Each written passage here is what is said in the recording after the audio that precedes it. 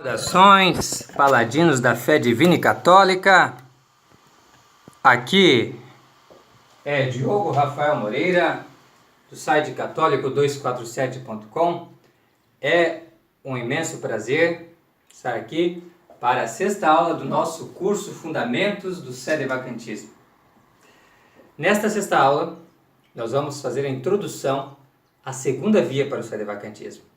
E esta segunda via, ela é muito especial, ela é muito importante e ela ajuda, certo, a explicar, a dar mais força a essa nossa primeira via, certo?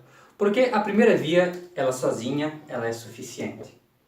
Mas quando ela se conjuga com essa segunda via, ela se torna imbatível, irrefutável, se torna campeã realmente, certo?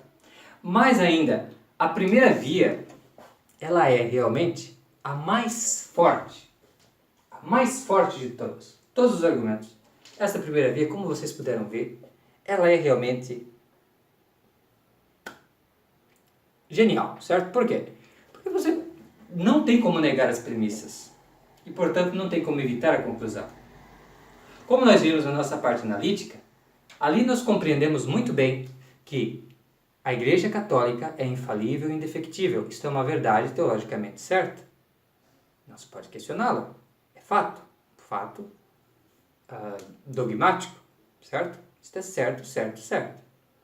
Agora, também na nossa segunda premissa, a premissa menor, que nos fala da Igreja Conciliar, que aparentemente é uma parte da Igreja Católica, certo? Ela não passa no teste.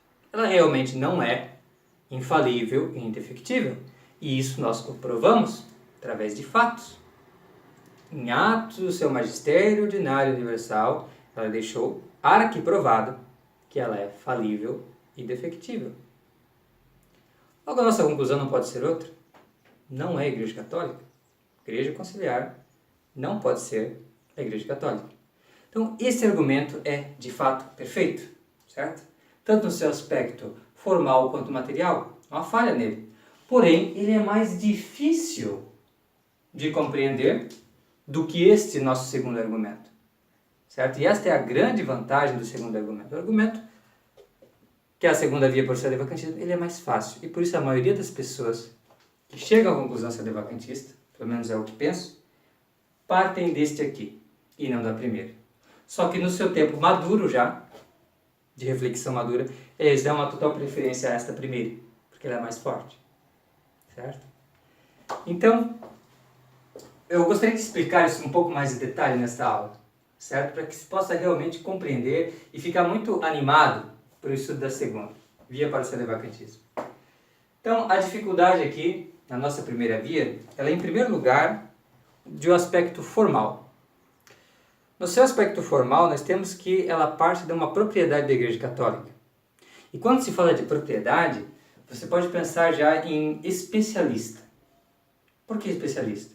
Porque eu digo assim, eu falo sobre isso com propriedade. Certo? Isto reflete mesmo a própria noção da lógica, certo? De propriedade, porque a propriedade ela não está dada na definição, mas ela provém da definição. Ela procede como uma consequência da definição.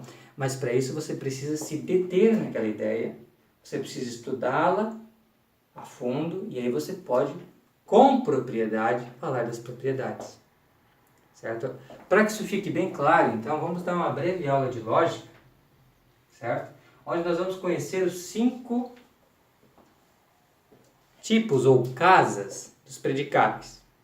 Os predicáveis, para simplificar, já que nós não estamos dando aqui um curso de lógica, mas uma simples explicação de uma dificuldade, certo? Formal, então, eles são dimensões de um conceito, certo? Para simplificar realmente, eles são apenas dimensões com a qual eu posso ver uma certa ideia, certo? Então aqui nós pegamos 2 exemplos, a ideia de igreja, que vai ser o objeto do nosso estudo da próxima aula, e a ideia de homem, que é o exemplo clássico em toda lição de lógica você vai encontrar, certo? Este exemplo aqui. Então, nós temos que existe esta espécie na realidade chamada igreja, este fenômeno, por assim dizer, que eu consigo discriminar, separar da realidade e estudá-la à parte, certo? Então, é uma classe de seres, por assim dizer, já é um universal. E aqui então eu tenho a igreja, e eu também tenho o homem também, é uma espécie. Não estou falando deste homem, daquele homem, mas da classe chamada homem, da classe chamada igreja. Cada parte possui essencialmente, certo, as mesmas qualidades. Então isso é o que eu compreendo na espécie. Mas também eu posso olhar o mesmo conceito de igreja ou de homem a partir daquilo que ele tem de comum com outros seres, certo? Que possuem algo realmente a ver com ele. Então, por exemplo, no caso da igreja, ela está certamente no gênero de sociedade. A igreja, ela é um tipo de sociedade.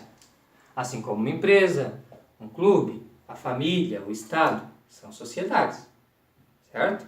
Então, cá está o gênero. Quando eu analiso a igreja, eu posso compreender também o seu gênero. E isso aqui vai nos ser muito útil, essa compreensão, certo? E quando se refere ao homem, nós falamos de que o homem é um animal. Ele faz parte dessa classe animal. Claro que você pode também, e existem outros gêneros no qual o homem está inserido. Você tem o gênero de corpo, é um ser corporal, é um ser sensível, e assim por diante. Mas, aqui nós pegamos o gênero mais próximo, certo? Depois você pode examinar o mesmo conceito de homem a partir do que ele tem de diferente dos demais, o que o distingue dos outros animais. E aí nós temos a racionalidade. Quando nós partimos, por exemplo, da igreja, apenas aqui no esboço, certo? Nós temos o aspecto dela ser uma sociedade sobrenatural. Esse sobrenatural é o que nós chamamos em lógica de diferença desse conceito aqui de igreja. Isso é o que ela tem de diferente das demais. As demais são naturais, por assim dizer. E a igreja é sobrenatural. Claro que isso é apenas um esboço do conceito, certo? Nós vamos tratá-lo por extenso na próxima aula. E aqui, então, nós chegamos, somente agora, nós chegamos na na casa da propriedade, que é onde está a nossa primeira via. Que é depois eu compreender isso aqui, ter passado por essas três casas, certo? Aí sim, eu vou falar do que a igreja realmente tem de atributo seu. O que procede, logicamente, da sua natureza. Mas daí, foi uma jornada que eu tive que fazer, certo? E você compreende isso muito bem quando você contrasta isso aqui com o exemplo quando você contrasta com o exemplo do homem, certo? O homem é risível. Isso é um fato. Isso procede da sua racionalidade. Isso procede da sua animalidade. Isso procede realmente da sua natureza. Mas quando você pensa na ideia de homem, você não vai pensar em rindo. Embora seja próprio do homem rir. E somente dele. A mesma coisa quando você vai examinar a igreja. A infalibilidade da igreja, ela é própria da igreja. Mas quando você pensa em igreja, você não vai pensar imediatamente na infalibilidade. Como eu falei, isso é um conhecimento mais de especialista, exige mais profundidade no assunto. Certo? E por fim nós temos o acidente, que aqui acontece muita confusão. Certo? E por isso é muito importante ter também a compreensão do acidente. Quer dizer, o que há na coisa que não é nem próprio dela, nem essencial nela, mas que poderia muito bem desaparecer e não teria problema algum. Certo? Ela continuaria sendo o que ela é. Então, este é o acidente. No acidente, aqui no exemplo da igreja, nós temos o fato da igreja ser, ou poder ser, rica. Aqui no sentido material mesmo da palavra, certo? A igreja ela pode ser rica, mas houve momentos em que a igreja realmente foi pobre e não deixou de ser igreja. Certo?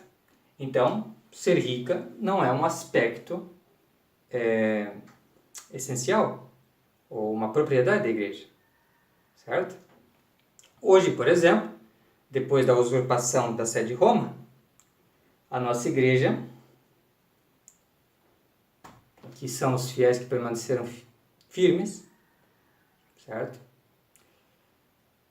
É pobre. Eles foram tirados das nossas dioceses, eles foram tiradas as sés, as nossas propriedades, foram tomados por modernistas. E hoje a igreja então passa por uma situação difícil, mas ela continua sendo a igreja de Jesus Cristo. Como disse Santo Atanásio, ainda que um punhado de fiéis se mantenha, ainda que seja um punhado que se mantenha fiel à tradição, este punhado é a igreja católica. Aí está a igreja católica. Então a igreja, por não ser rica, não deixa de ser igreja, ela continua sendo igreja. Deus continua do lado dela e não das outras seitas. Quando se tratamos do homem, então nós temos o fato de ser loiro. Ora, isso é evidente, certo? Eu não sou loiro e, no entanto, sou um homem, certo? Que ninguém o questione, porque isso é a pura verdade.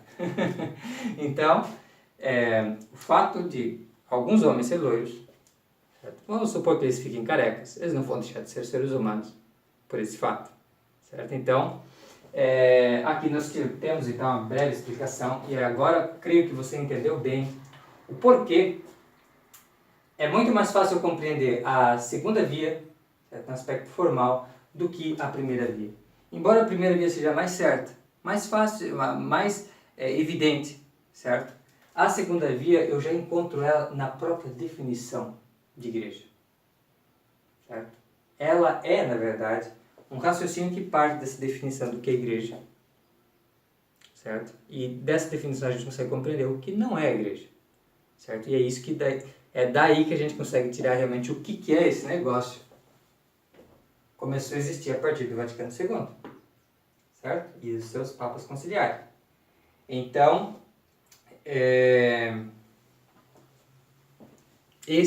o problema formal. Agora nós temos também um problema material, certo? E aqui também é muito importante.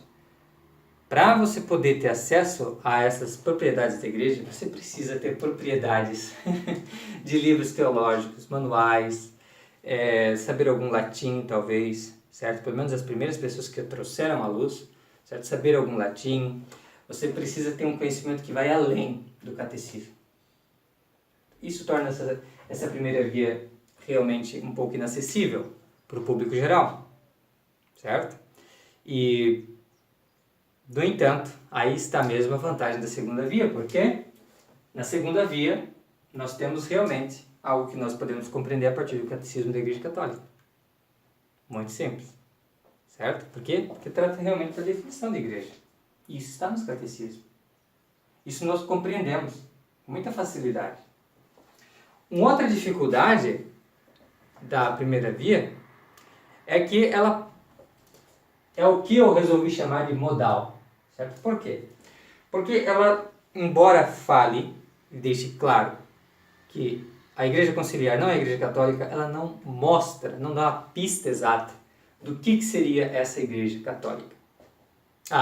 Do que seria essa Igreja Conciliar, certo? Então, e de certa forma a própria Igreja Católica também, porque ela não vai dar definição, ela supõe que você já conhece a definição também. Então, de certa forma eu falei algo correto, porque você está indo já direto na propriedade, sem passar pela exposição do que é a natureza da igreja, certo? Então, como você está nessa situação, acontece que você fica, mas e agora? Como é que eu vou tratar essa igreja conciliar?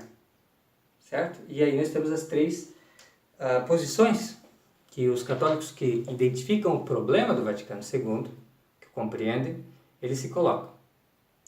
A primeira via é aquela do conservador. Ele diz assim, as doutrinas e práticas da Igreja Conciliar, elas são católicas, só que são mal interpretadas por todo mundo, né?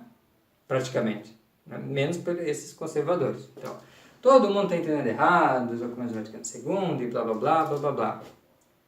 Claro que isso só é possível por causa disso. Uma compreensão errônea da natureza da Igreja. Falta essa informação. Entende? Eis a grande importância dessa nossa segunda via. Ela vai esclarecer isso para eles. Ou então, uma outra possibilidade que existe é aquela de você dizer que realmente as doutrinas e as práticas não são católicas, mas de alguma forma os autores delas, né, permanecem católicos, eles ainda são católicos.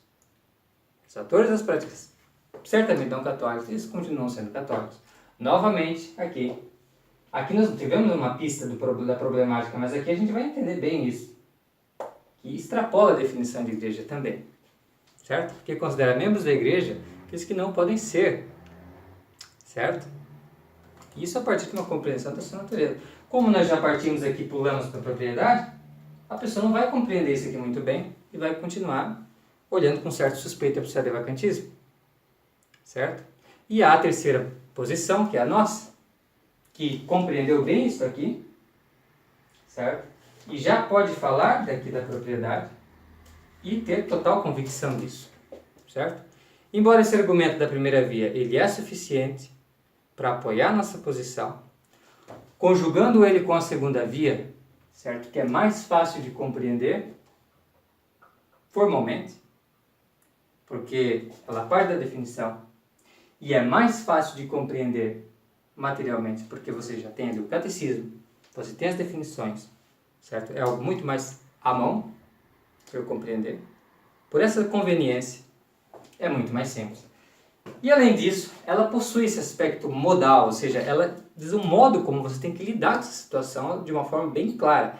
Ela diz realmente, a Igreja Conciliar, ela é herética. Ela não é parte da Igreja Católica. E como é que nós temos que tratar hereges? Nós sabemos. Então ela já dá para você um caminho. Entende? Muito claro. Então, isto que é o importante nesta nossa segunda via para o sedevacantismo. Então eu espero que essa aula, que foi de certa forma um pouco pesada, porque trouxe alguns conceitos de lógica, certo? Seja útil e que o anime para a compreensão da segunda via, certo? Para o estudo dessa segunda via, que realmente é bem necessário para que a gente possa apresentar a nossa posição de uma forma bem clara, certa, convincente, completa, preenchendo todas as lacunas, certo? Que uma compreensão errônea da igreja pode acabar trazendo, certo? E prejudicando, então, o caminho para o entendimento de nossa posição. Eu vou basear as minhas explicações, em grande medida, na conferência dada por John Lane, nesse mesmo encontro que eu mencionei na primeira aula, certo? John Lane foi a segunda pessoa a falar, então, em conferência. O primeiro foi John Delley, com o argumento da infalibilidade, e o segundo foi John Lane, com o argumento da heresia, certo? Então, eu vou expor, em grande parte, o que John Lane apresentou, e espero, então, ver você na próxima aula. Muito obrigado, e fique com Deus. Até a próxima.